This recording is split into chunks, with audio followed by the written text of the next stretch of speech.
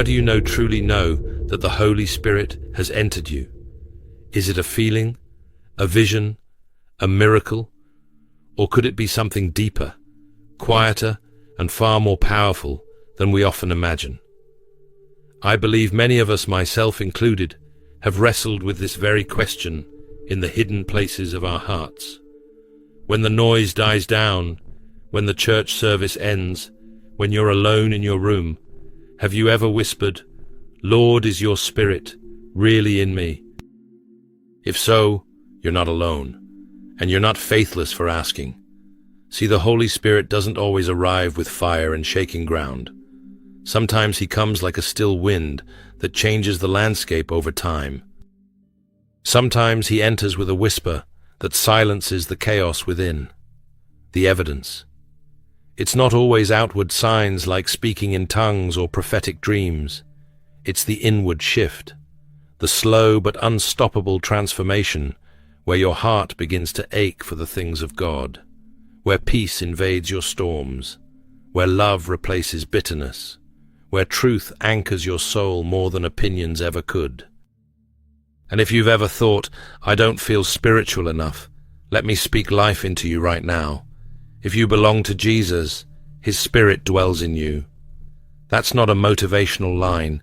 It's the eternal truth of God's Word. This message isn't about chasing signs, thrills, or goosebumps. It's about recognizing the real, tangible, sacred evidence that heaven has taken up residence inside you. Because when the Holy Spirit enters, something eternal is planted within your mortal frame. Your desires shift. Your habits begin to break. Your purpose awakens. You stop living for applause and start living from approval, the kind that only comes from your Father. Beloved, when the Holy Spirit comes, you don't just turn over a new leaf. You receive a new life. You don't just become a better version of yourself. You become a living vessel of divine power, walking this earth as a carrier of God's presence. You're no longer just trying to survive. You're equipped to transform the atmosphere around you. So lean in. Open your heart. Because what happens when the Holy Spirit enters you is nothing short of a holy miracle. And today, we're going to discover the 7 powerful signs that reveal his presence is alive and active within you. Let's step into this truth together. Let's uncover the holy mystery and sacred power of his indwelling presence right here, right now. 1. You feel secure in your salvation. In a world full of uncertainties, the Spirit speaks one word: belonging. That's the word I want echoing in your heart right now. Because when the Holy Spirit enters you, he doesn't just make a visit, he makes a home. And with that holy presence comes a divine assurance you are God's. Not temporarily, not conditionally, but eternally. You belong to him. One of the most powerful truths we often overlook is that the Holy Spirit is God's seal upon us. Ephesians 1 verse 13 to 14 says that when we believed, we were marked with a seal, the promised Holy Spirit, who is a deposit guaranteeing our inheritance. That means you're not walking around hoping God accepts you. You're walking sealed, secured, and claimed by heaven. You are not waiting to be chosen, you already are. Yet I know how subtle spiritual insecurity can be. The enemy is a master of whispering accusations. You're not good enough. You're too inconsistent. Look at your past. But here's the truth that silences every lie. Romans 8 verse 9 makes it clear that if anyone belongs to Christ, they have the Spirit of Christ within them. So your salvation is not dependent on your perfection. It's rooted in his promise. Now hear this, friend. The Spirit doesn't just seal your salvation. He confirms your identity. Galatians 4 verse 6 says that because we are sons and daughters, God sent the Spirit of his Son into our hearts, crying out, "Abba, Father." That cry is more than a word. It's the Spirit himself testifying on your behalf, saying this one belongs to the Father. Even when you feel weak, even when you doubt, even when your emotions fail you, the Spirit doesn't. He speaks sonship when the world speaks rejection. He reminds you of your adoption when the enemy tries to provoke abandonment. C.S. Lewis once said something that resonates deeply with this truth. The very presence of the Spirit is not in how you feel, but in the anchor he becomes. And isn't that the comfort we all long for? An anchor, a still point in a stormy world. Because sometimes the Holy Spirit doesn't shout over the noise, he anchors you beneath it. He steadies you in a swirl of emotion, telling your heart what your mind forgets. You're mine. You're loved. You're safe. So let me speak this over you. If you feel lost or unsure, it doesn't mean you're empty. It might just mean you're learning to listen. The Spirit doesn't always come with fire and shaking mountains. Sometimes he comes with the quiet certainty that you're not alone anymore. You've been claimed by the King of Kings, and no mistake, no moment of weakness, no lie from the pit of hell can undo what God has sealed. If you're listening to this and wondering if the Spirit is in you, don't just measure it by emotion. Measure it by the fruit. Measure it by the deep, steady whisper that reminds you you're not an orphan, you're a child. And your Father isn't going anywhere. That's the gift of his Spirit. That's the sign that heaven is alive inside you. So take a breath. Let go of fear. You belong. And no one can take that away. 2. You grow stronger against sinful cravings. What if I told you that the very fact you're struggling is a sign of life, not failure? That the war inside of you isn't a reason to give up, but a divine signal that you're no longer walking alone. Galatians 5 verse 16 to 17 gives us a sobering yet hopeful truth. When we walk by the Spirit, we will not gratify the desires of the flesh. But it also tells us why this feels so hard, because the flesh and the Spirit are at war within us. That inner conflict is not your defeat. It's your confirmation. Listen, sanctification is not instant. It's not like flipping a light switch where all desires vanish overnight.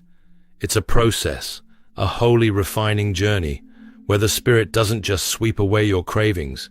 He empowers you to confront them, resist them, and eventually walk above them. The presence of the Holy Spirit doesn't mean we never fall. It means we no longer fall without a fight. Have you ever noticed that sins you once enjoyed now weigh heavy on your heart? That what you used to excuse now convicts you? That, my friend, is the Spirit at work. The very desire to change the ache to be more like Christ. That's not guilt. That's not pressure. That's the whisper of holiness rising in you. That's grace in motion. I remember a time when I kept circling the same failure over and over. I would pray, repent, and fall again. And for a while I thought, if I were really filled with the Holy Spirit, why is this still happening? But over time, I began to notice small shifts. The temptation didn't vanish, but it weakened. The falls became less frequent. The Spirit's voice got louder than the craving, and what once felt like defeat began to feel like growth, slow but sure, gentle but unstoppable. C.S. Lewis once wrote, "Only those who try to resist temptation know how strong it is. You see, the ones who don't resist, who just give in, that's not strength, that's surrender. But those who feel the full weight of temptation and cry out to God, that's where real strength is built. That's where holiness takes root." So if you're in the middle of that tension, don't despair. Lean into the struggle. Press into God, not away from him. You're not being condemned, you're being refined. And every time you say no to your flesh, even if your voice trembles, heaven celebrates. The same Spirit that raised Christ from the dead now lives in you, and he didn't come to leave you in chains. He came to walk with you into freedom. You are not weak because you struggle. You are stronger because you're fighting. The presence of that struggle is not a reason to hang your head. It's a reason to lift it. Because the Spirit is working in you, shaping you, leading you, strengthening you. So don't give up. Don't settle. Don't believe the lie that says you'll never change. You are changing. Even now. Even today. 3. You begin to burn with love for Jesus. At first, maybe you knew him as Savior. You knew he died for your sins. You confessed it, you believed it, and that was real. But then something shifted. Something more intimate awakened inside of you. Suddenly, Jesus is not just your Redeemer. He becomes your treasure. You don't just believe in him. You love him. You long for him. You wake up, and he's on your mind. You worship, and your heart begins to weep. You hear his name, and your soul stirs. That's not emotion. That's not religion. That's the Holy Spirit. Romans 5 verse 5 tells us that God's love has been poured out into our hearts through the Holy Spirit who has been given to us. Not dripped, not rationed, poured. Like a flood over dry ground. It's not a human kind of love. It's divine. It's personal. It's powerful. The Spirit doesn't just teach you about Jesus. He makes you fall in love with Jesus. This is the kind of transformation you can't fake. This is when your Christianity stops being a Sunday schedule and becomes a holy obsession. Your heart starts to echo the cry of 1 Peter 1 verse 8. Though you have not seen him, you love him and are filled with an inexpressible and glorious joy. That joy, that fire, that ache to be near him, it's all the Spirit's doing. It reminds me of how people fall in love. At first, it's the facts, how they speak, how they look, what they do. But over time, as you spend more time with them, your heart gets involved. It's no longer about what they do, it's about who they are. You can't stop thinking about them. You want to be near them, hear their voice, see their face. That's what the Holy Spirit does in our hearts toward Jesus. He draws us from knowledge into intimacy. And here's the beautiful truth, my friend, this love is not reserved for the spiritual elite. You don't have to be a preacher, a prophet, or a missionary to experience it. If the Spirit lives in you, the spark is already there. All it needs is your attention, your willingness to fan it into flame. It's not about stirring up fake emotions. It's about sitting still long enough to feel what God has already poured into you. C.S. Lewis once said, "It is a Christian duty, as you know, for everyone to be as happy as he can. But this joy, he speaks of it, isn't shallow pleasure. It's the deep, burning joy that comes from loving Jesus with everything you've got." So I ask you, have you fallen in love with him yet? Have you let the Spirit lead you from duty into devotion, from theology into intimacy? If not, ask him to do it today. He's not far. He's right there waiting to pour that love deeper still. Let it burn. Let it grow. Let Jesus become not just your Savior, but the absolute delight of your soul. 4. You crave the Word and truth. When the Holy Spirit enters you, the Bible no longer reads like a dusty old text. No, it becomes alive. It becomes breath to your bones, fuel to your soul, and light to your path. That, my friend, is not just spiritual curiosity, that is supernatural hunger. You see, the Spirit of God doesn't just comfort or convict, he also teaches. Jesus said it himself in John 14 verse 26, "But the Advocate, the Holy Spirit, whom the Father will send in my name, will teach you all things, and will remind you of everything I have said to you." That means when you open the Bible with the Holy Spirit inside you, you're not reading alone. He's guiding you, showing you Jesus on every page, connecting truth to your heart in ways your mind alone never could. I'll never forget the moment this became real for me. There was a time when I read Scripture out of routine, just checking off a box. But then, in a season of brokenness, I opened to a familiar passage, and suddenly the words hit differently. It was like they were speaking directly to me, like the page had breath. Tears filled my eyes, not because I understood everything, but because I felt that God was near. That's what the Spirit does. He doesn't just explain the word, he makes it personal. Psalm 119 verse 105 says, "Your word is a lamp to my feet and a light to my path. But that light only guides when we're willing to follow it. And the truth is, many people have access to Scripture, but no appetite for it. That's how you know the Spirit is working in you, when the appetite comes alive, when you can't help but go deeper, when you wake up and instead of scrolling, you reach for your Bible, when you hear a verse in a sermon and it feels like it was tailor-made for your current battle. That's not coincidence. That's communion with the Spirit. C.S. Lewis once said, "The Bible read in the right spirit and with the guidance of good teachers will bring us to Him." And I believe that's what the Holy Spirit is doing every time we open the Word with expectation. He's not just revealing information, He's revealing Jesus. The Word is not a textbook, it's a doorway, and the Spirit leads us through it to the heart of the Father. 5. You experience a shift in desires and priorities. When the Holy Spirit fills you, a holy transformation begins to unfold from the inside out. A shift in your desires, a shift in your priorities. You used to ask, how close can I get to sin and still be saved? But now you ask, how close can I get to Jesus and still survive the fire of His love? It's like the entire compass of your life is recalibrated and the needle points to Him. This is exactly what God promised through the prophet Ezekiel. Ezekiel 36, verse 26 to 27 says, "I will give you a new heart and put a new spirit in you. I will remove from you your heart of stone and give you a heart of flesh. And I will put my spirit in you and move you to follow my decrees."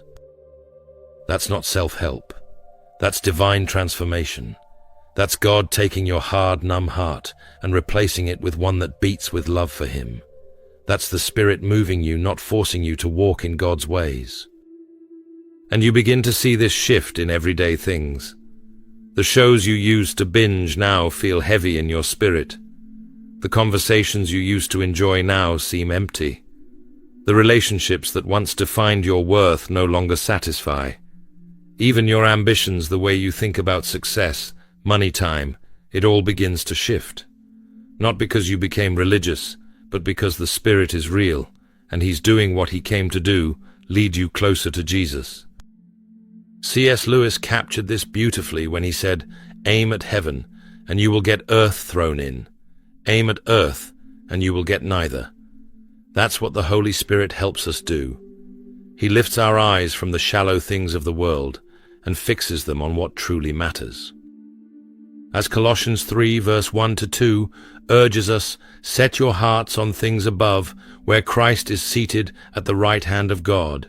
Set your minds on things above, not on earthly things." That's not just a command, it's a new craving. Because when the Spirit enters you, holiness is no longer a chore. Obedience is no longer a burden. It becomes your joy. So if you're feeling this shift, this quiet but powerful reordering of what matters to you, don't resist it. That's the Spirit at work. He's not pulling you away from life. He's pulling you into it, into the life you were created for, into the kind of freedom where you no longer chase sin to feel alive, because you've discovered the one who is life itself. Let the shift happen. Welcome it. It's the Spirit doing what only He can do, writing His desires onto your heart and leading you step by step into the beauty of God's will. 6.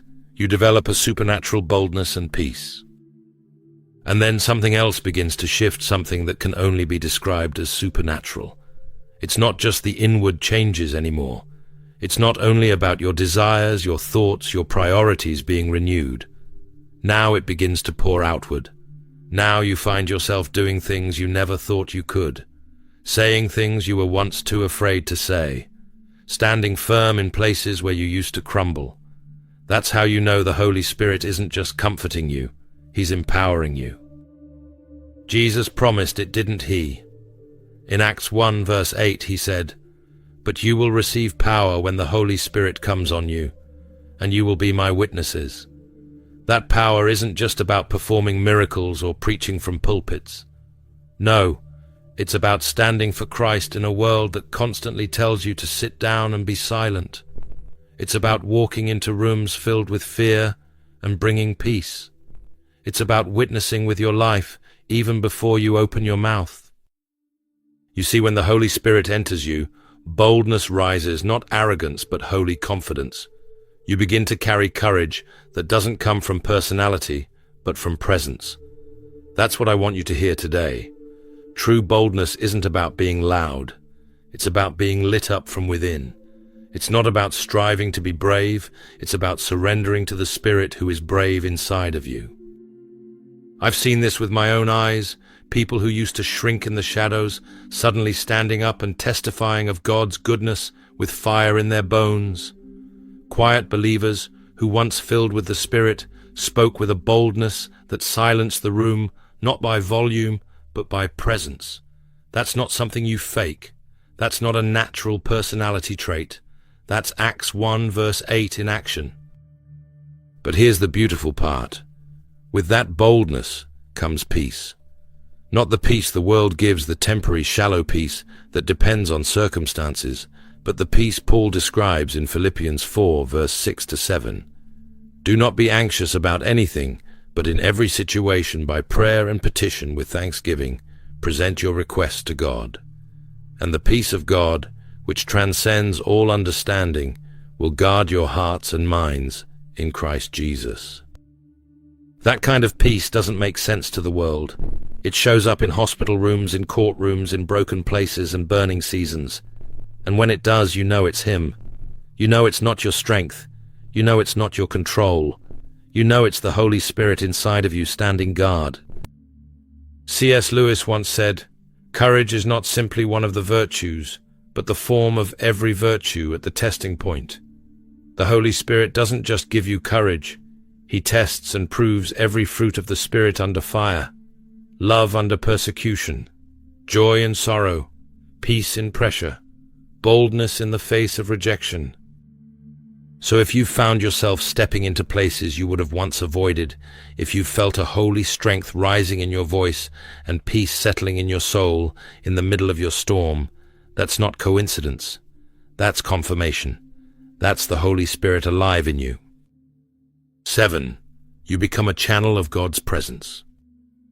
Jesus said in John 7 verse 38 to 39, "Whoever believes in me, as Scripture has said, rivers of living water will flow from within them." By this, he meant the Spirit, whom those who believed in him were later to receive. When the Spirit lives in you, he doesn't remain still. He flows, he moves, he reaches, he impacts, and he uses you to carry heaven into earth.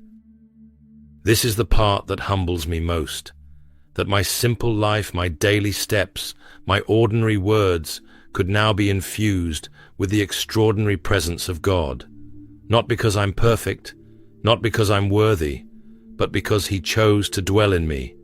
And that same truth applies to you, beloved. The Spirit of the living God has chosen to make His home in you, and through you, He wants to make His presence known. That means your prayers now shift atmospheres. Your worship carries weight. Your presence in a room can bring peace, conviction, and healing, not because of your personality, but because of your proximity to the Spirit. Just as Paul says in 2 Corinthians 2 verse 14 to 15, "But thanks be to God, who always leads us in triumph in Christ, and manifests through us the sweet aroma of the knowledge of Him in every place. For we are to God the pleasing aroma of Christ among those who are being saved and those who are perishing." You don't just walk into spaces, you release the fragrance of Jesus when you show up full of the Spirit. And I love how C.S. Lewis put it, "Don't shine so others can see you. Shine so that through you others can see Him." That's the goal, isn't it? Not to draw attention to ourselves, but to become invisible carriers of glory, to speak words that are saturated with grace, to lay hands and see healing, to counsel with wisdom not our own, to love with a love that is clearly not human. That's the work of the Holy Spirit flowing through you. So if you've ever wondered whether your life matters, if you've ever doubted whether God can use you, Let me remind you of something eternal when the Holy Spirit enters you. He makes your life a portal for heaven. You become a carrier of His light in dark places. You become a living answer to someone's prayer. You become an extension of God's presence on this earth. So don't hold back. Let the Spirit move. Let your life preach. Let your worship shift the air. Let your very breath be a channel of heaven's love. You weren't just saved for you. You were filled so that others could be touched through you. That's the power of the Holy Spirit, and that's who you are, chosen one. Beloved, as we come to the end of this journey, I want to leave you with this truth, burning in your heart. The presence of the Holy Spirit is not based on how emotional you feel in a moment. It's not just in the goosebumps or the tears. It's a fact, a divine reality anchored in the unshakable Word of God. So don't spend your life chasing signs. Chase surrender, chase intimacy, chase obedience. When the Holy Spirit enters you, He doesn't just visit you, become His home. And He doesn't come empty-handed. He comes with power, with peace, with purpose. He comes to reshape you, refine you, and release you into the world as a vessel of God's glory. Right now, wherever you are, I invite you to join me in a moment of fervent prayer. Take a deep breath, quiet your heart, and lift your spirit toward heaven. This isn't just a ritual. This is a sacred invitation for the Holy Spirit to move freely and deeply within you. Let's enter into His presence together and pray. Heavenly Father, we come before you with open hearts and open hands, humbled by your mercy, awed by your love. Lord, we don't just want to hear about you, we want to encounter you. We long to be filled not with empty words or shallow promises, but with your living presence. So right now, Lord, we invite your Holy Spirit to come and dwell richly within us. Breathe on us, Holy Spirit. Breathe into every dry and weary place. Move into the hidden corners of our hearts where fear has tried to build strongholds and shame has tried to hide. Break through, Lord. We're not just asking for comfort, we're asking for transformation. We're asking to be completely overtaken by your Spirit until there's nothing left in us that resists your will. Lord, we confess that sometimes our desires have drifted. We've pursued things that fade. We've listened to voices that confuse, and we've relied on our own strength. But today, we turn. We turn back to the well that never runs dry. We turn our eyes upon you, Jesus, and ask you to stir up a fire in us that this world cannot quench. We pray for boldness, not the kind that boasts, but the kind that steps forward when it would be easier to step back. Give us a boldness to speak truth in love, to stand firm in grace, and to walk wherever you lead. Even when the path is narrow, even when the world doesn't understand, even when our knees tremble. We ask for peace, not the kind that depends on good circumstances, but the kind that anchors our soul, even in the fiercest storm. Let your peace guard our minds. Let it steady our thoughts. Let it remind us that we are never alone. Holy Spirit, make us sensitive to your whisper. Teach us how to listen in the quiet, how to obey in the small things, and how to trust when we don't understand. Let our lives become instruments of your presence. Let the words we speak carry healing. Let our prayers shift atmospheres. Let our love reflect yours so brightly that even the darkest places begin to glow. Father, we don't want to live halfway. We don't want a faith that flickers. We want a burning, holy, surrendered life, one that glorifies you in every breath. So fill us again. Fill us deeper. Fill us until the overflow touches everyone around us. In the name of Jesus Christ, the one who made this relationship possible, we pray. Amen. If this message has encouraged you and stirred your heart, I warmly invite you to like this video, subscribe to the channel, and share it with someone who needs to experience the transforming power of the Holy Spirit. Thank you for being part of this community. May God continue to fill you with His presence, guide you with His Spirit, and empower you to live boldly for His glory.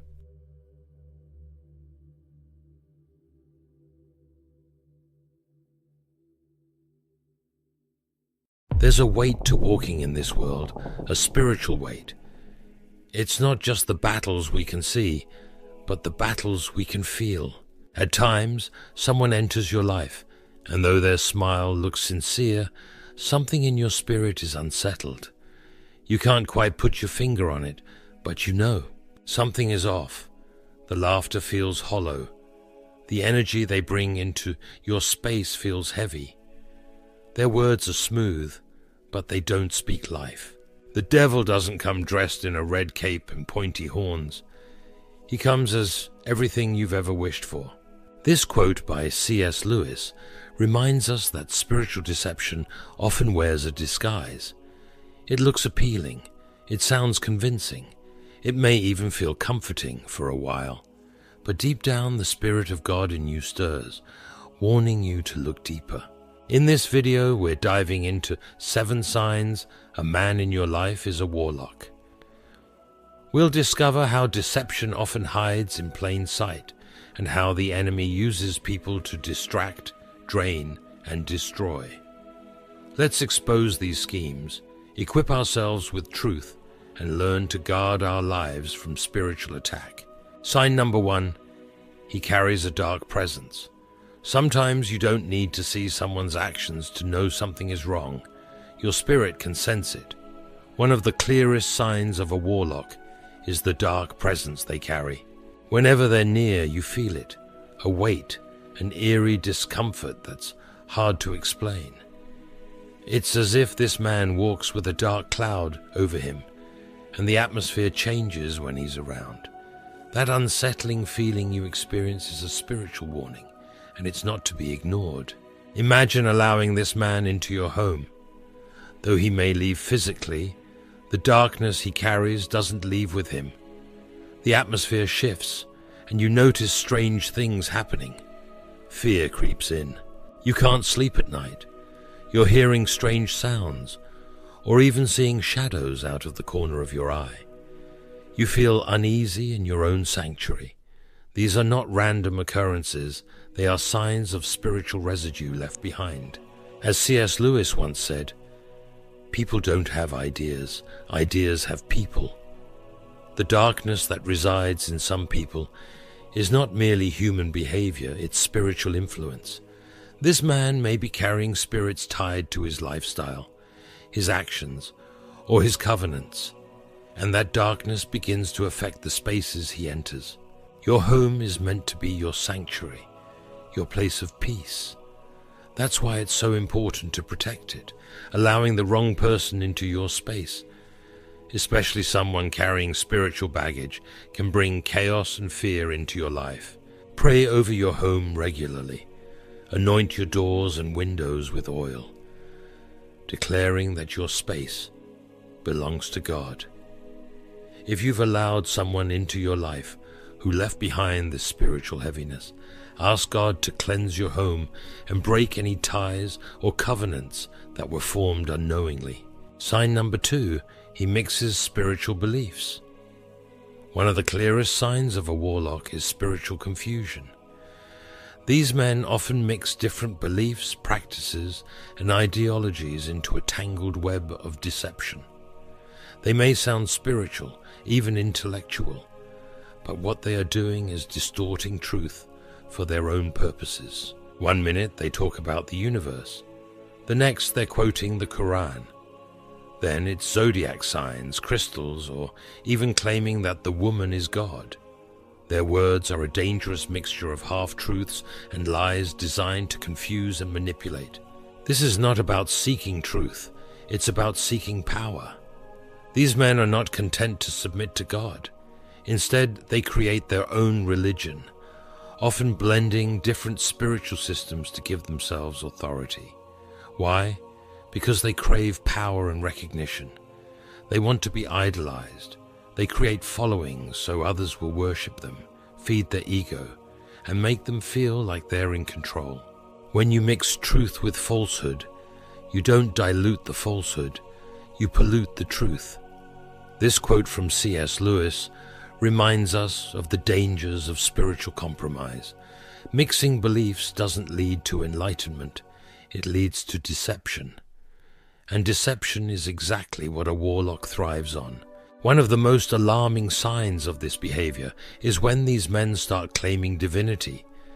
They might say things like, "I am God," or "I have the truth." History is filled with examples of cult leaders who claim to be messiahs, deceiving thousands in the process. Their goal isn't just to manipulate, it's to control. Test every spirit, as 1 John 4:1 teaches us. Measure their words against God's word.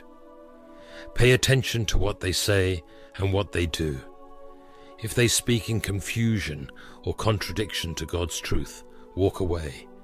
Don't let their charm or intellect pull you into their deception. Sign number 3. He targets your calling, aka spiritual sabotage. Not every person who comes into your life is sent by God. In fact, one of the most dangerous signs of a warlock is his intentional targeting of those with a calling on their lives. If God has placed a divine purpose on you, a warlock's agenda is to derail it. He's not attracted to you for who you are. He's attracted to the light of God shining through you. These men operate with an assignment. They come into your life pretending to care for you, flattering you and saying all the right things. But from the very beginning, they're plotting your downfall.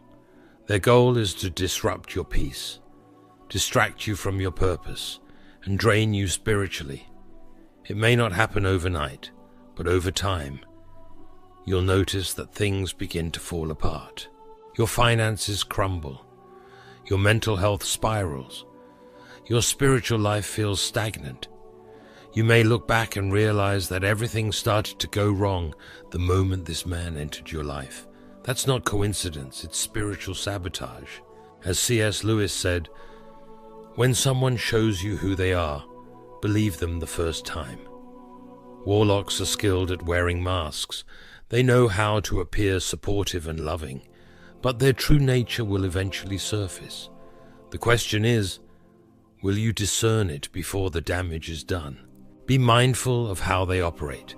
They use manipulation, charm, and even gifts to form unhealthy soul ties. They see your potential, and their mission is to destroy it. But remember, this is spiritual warfare. As Ephesians 6:12 reminds us, this isn't about flesh and blood.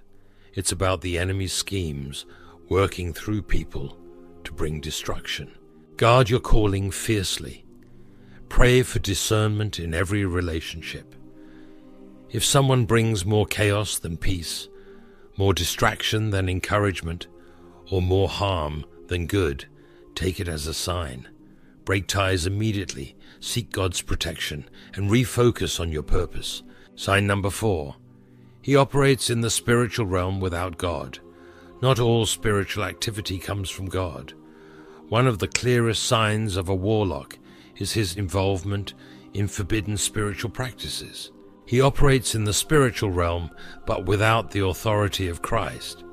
This includes astral projection, using the soul to leave the body and engage in spiritual activity outside of God's will. You may notice strange patterns, particularly in your dreams. If you've had recurring dreams of being intimate with this man, whether it's an ex, someone you're currently seeing, or even someone from your past, this could be a sign that he's tying himself to you spiritually. These dreams may involve something as subtle as holding hands or a quick kiss, but spiritually, these acts can create unhealthy soul ties. It's important to understand that not all dreams are what they seem. Demons can masquerade as familiar faces to deceive you, but it's also possible that this man is engaging in astral projection to tie himself to you. Without your knowledge, this can manifest in the spiritual realm and then take root in the physical, leaving you confused, drained, or even bound to someone God never intended for you. As C.S. Lewis said, Any spirituality that does not come from God is not spirituality at all. It is a gateway to destruction. The practices these men engage in may seem harmless to them, but they open doors to demonic activity that impact not only their own lives, but also yours, if you're not careful. Don't ignore these dreams or brush them off as coincidence. Wake up, rebuke them in the name of Jesus, and cancel any spiritual ties that may have formed. Pray fervently for protection, wisdom, and deliverance. Sometimes you may even need to fast to fully break the chains of spiritual manipulation. Sign number 5, he displays occult symbols. One of the most obvious signs that a man is a warlock is the symbols he surrounds himself with.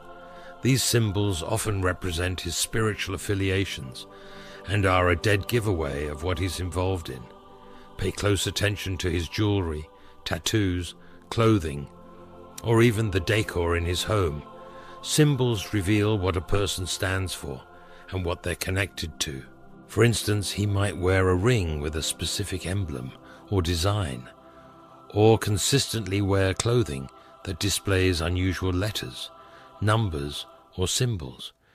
Maybe it's a statue or a particular object in his home that feels spiritually unsettling. These aren't just innocent decorations or style choices. They are markers of spiritual allegiance. Take the Masons, for example. Members of this group often wear specific rings or other items that indicate their membership. Some warlocks use these kinds of symbols to display their rank or status in spiritual organizations. It's important to understand that these items often have deeper spiritual meanings, representing covenants, rituals, or even demonic agreements. When you ask about these things, don't expect him to admit anything outright. He might say it's just tradition, or claim there's nothing wrong with it, it's harmless. You need to be discerning. Just like witches, warlocks often downplay their actions and connections, trying to appear harmless or good. You might notice this man defending his symbols or practices, saying, "It's no big deal," or "This is just how I express myself." But keep in mind, symbols carry spiritual power, and they can open doors to demonic activity in your life if you're not careful. Ask questions if you notice anything unusual about his jewelry, his tattoos, or his decor. Don't ignore your intuition. If something doesn't feel right, seek God for clarity. Be cautious and mindful about who you allow into your life. Sign number 6. He manipulates and controls others. A warlock's ultimate goal is power over people, over situations, and even over their own spiritual realm. One of the most alarming signs of a warlock is his desire to manipulate and control others. He doesn't just want influence, he wants complete domination. This man will use tactics like mind control, manipulation, and deceit to get people to do what he wants. This isn't always obvious at first. He may appear charming, supportive, or even godly, but behind the mask is someone who thrives on controlling others, like puppets on strings.